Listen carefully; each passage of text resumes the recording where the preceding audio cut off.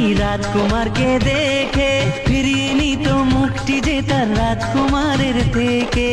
কেন কেন? হাল ছাড়েনি রাজার কুমার, শেষে এলো শুভ দিন।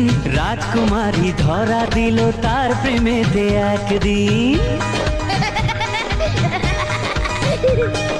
ভালোবেসে গল্পে গানে করতো তারা মজা, কিন্তু তাদের ভালোবাসার বাঁধা স্বয়ং রাজা।